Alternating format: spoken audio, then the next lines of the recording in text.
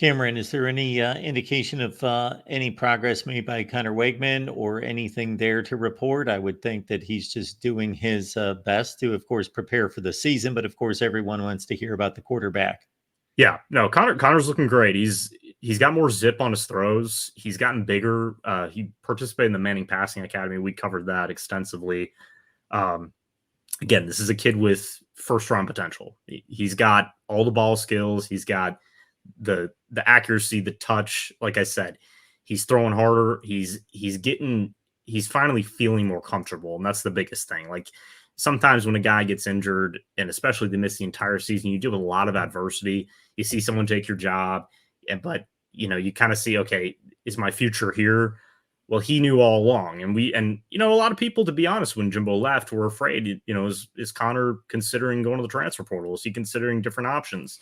But he knew all along that this was the place for him, and that he could develop, especially when Elko hired Colin Klein as offensive coordinator, and I think they've gelled, and they know he knows how to use a guy like Connor, because I believe Kansas State's incoming sophomore quarterback is kind of similar to how Connor plays. And I mean, this is a very tough kid. He's willing to run if he has to. I don't think that's going to be something they probably do to start the season, just because he's coming off an injury, but he's looking sharp.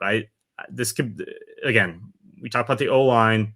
If the O-line can just pass protect, give him time, I think he's going to have his biggest year. And I think he's really going to solidify his high draft status, which a lot of people, put him as the number one quarterback in the 25 draft over and over. And so I think he has a lot to prove this season, but again, protect him. Wide receivers, do your job, just get open. He will find you. And I think that's the biggest part of what we want to see, is that you just want to see this team move the ball down the field, because that was even just hard to do last season. But that did happen the first 4 games. When he got out, it started to get stagnant. So I think he's the key to just getting things going, because the offense will improve under Klein. It will improve in the running game. It will improve in the passing game. It's just let the kid eat, let the kid protect him. I think he's going to be fantastic. 8 touchdowns, 2 picks in 3.5 games for Connor Weigman. And of course, Texas A&M wants 13, 14, 15 games out of him. Last thing would be the Notre Dame game. So for College Football Nation, that's a bonus. That's a plus. We want to see excellent games. But is that a good thing for a program, new head coach, new coordinators, new start, not to break it in with a couple cupcakes? I think that's what Elko wants, to be honest with you. A&M over the years, especially under Fisher, they were playing a lot of, as you said, cupcake openers. It didn't challenge them at all. Then they would go into, an Alabama or even Arkansas and kind of get shell shock and get scored on early and, have to adjust. And I think knowing that Elko has some,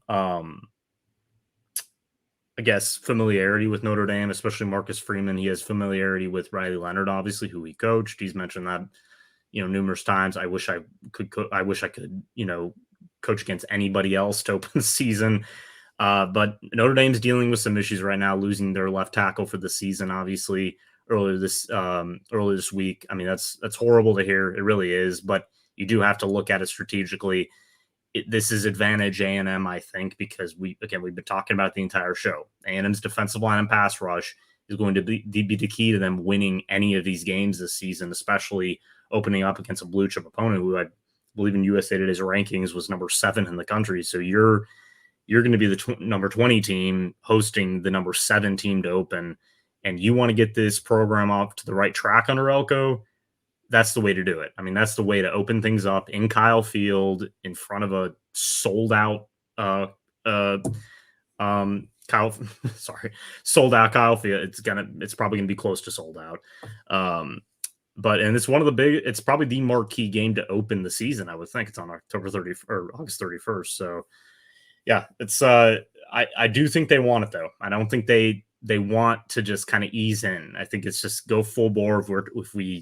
If we trust what we have in this team, which I think they do, I don't think they're afraid to prove that, hey, we can hang in the SEC, but we can hang with, the upper echelon teams any week. Excellent. Good stuff. Cameron Honesty, Aggies Wire. Get on over there. Check out Cameron's work. Appreciate you stopping by, Cameron. Hopefully No we can have problem. you back before they kick Yeah, off for sure. against the Irish. Yeah, for sure.